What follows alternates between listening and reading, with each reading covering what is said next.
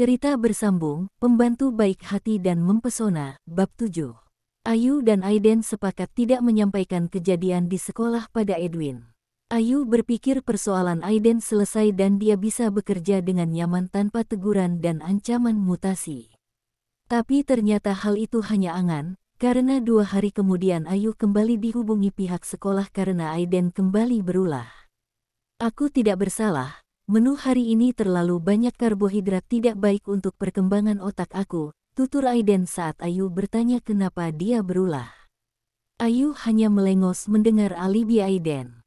Kepala sekolah menyampaikan menu makan siang yang disajikan sudah hasil konsultasi dengan pakar gizi, artinya mereka tidak sembarangan memberikan makanan. Kau dengar itu Aiden? Tapi aku tidak suka kacang polong.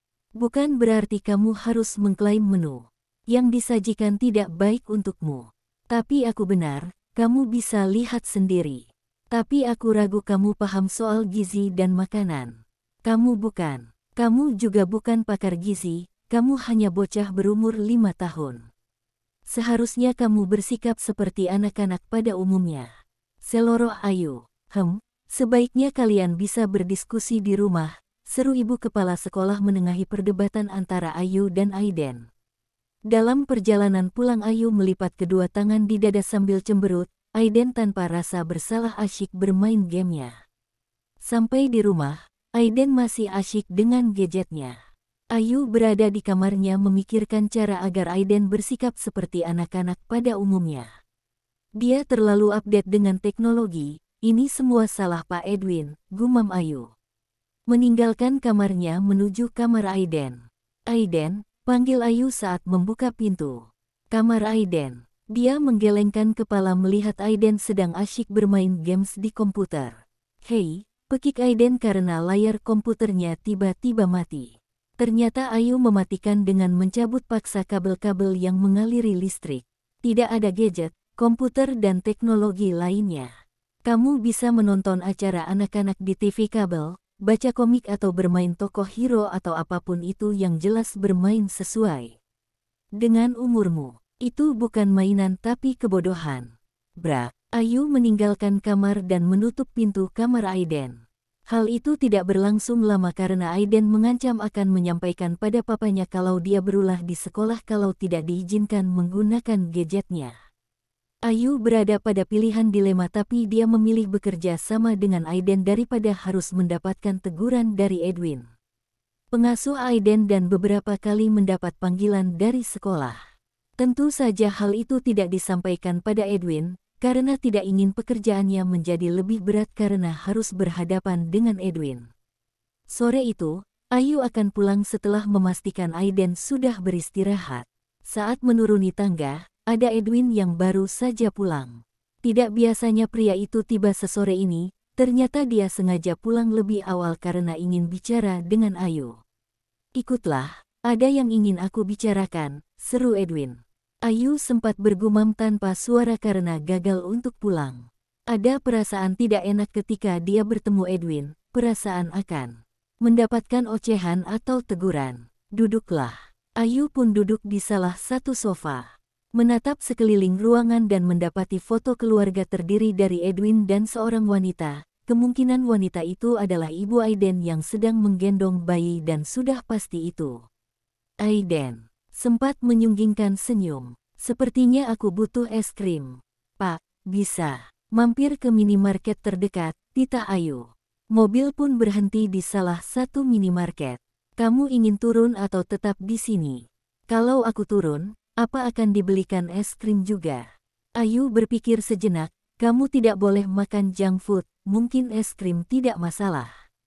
Turunlah, aku yang traktir. Bergembira lebih baik daripada aku harus marah-marah, jawab Ayu. Duduk di kursi dan meja kosong di depan minimarket, bocah dan pengasuhnya itu terlihat akur ketika menikmati es krim. Ini lebih baik. Benar-benar meredakan emosiku. Benarkah, orang dewasa memakan es krim bisa meredakan emosi? Sepertinya aku harus memberikan ini pada papa ketika dia sedang marah. Sudah hampir 2 minggu Ayu menjadi pengasuh Aiden dan beberapa kali mendapat panggilan dari sekolah. Tentu saja hal itu tidak disampaikan pada Edwin, karena tidak ingin pekerjaannya menjadi lebih berat karena harus berhadapan dengan Edwin. Sore itu, Ayu akan pulang setelah memastikan Aiden sudah beristirahat. Saat menuruni tangga, ada Edwin yang baru saja pulang.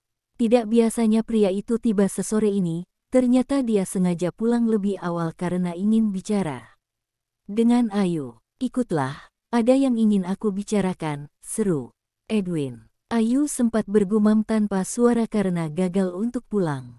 Ada perasaan tidak enak ketika dia bertemu Edwin, perasaan akan mendapatkan ocehan atau teguran. "Duduklah." Ayu pun duduk di salah satu sofa, menatap sekeliling ruangan dan mendapati foto keluarga terdiri dari Edwin dan seorang wanita. Kemungkinan wanita itu adalah ibu Aiden yang sedang menggendong bayi dan sudah pasti itu Aiden. Sempat menyunggingkan senyum, karena Aiden terlihat sangat lucu di foto itu. "Apa ada masalah?" Pertanyaan Edwin membuyarkan lamunan Ayu. "Maaf, Pak, apa ada masalah selama kamu mengasuh Aiden?" "Banyaklah, memang dipikir anak bapak itu anak yang kalem. Dia seperti iblis kecil yang sangat senang mengusili dan menjahili orang." Bukan masalah berarti. Hanya kenakalan. Anak kecil saja, jelas Ayu." Edwin menganggukkan kepalanya. Petik 2. "Untuk pekerja yang bukan profesional kamu cukup baik. Sebelumnya aku selalu mendapat keluhan dan laporan setiap hari baik dari pengasuh atau dari sekolah. Tapi akhir-akhir ini tidak ada laporan apapun." "Apa Aiden benar-benar mengikuti jadwalnya?" "Tentu saja aku sudah mengikuti jadwal yang Bapak berikan." "Bisa ditanyakan kepada Pak Cahyo," jawab Ayu. Pak Cahyo adalah supir yang biasa mengantarkan Aiden dan Ayu ke sekolah dan kemanapun sesuai kebutuhan Aiden. Memang keusilannya masih seperti biasa, aku saja beberapa kali dikerjai oleh Aiden. Termasuk asisten rumah tangga dan pekerja lainnya," lirik Ayu. Ayu merasa karakter Aiden bukan tanggung jawab dari pengasuh termasuk dirinya. Apa di sekolah dia berubah menjadi anak baik?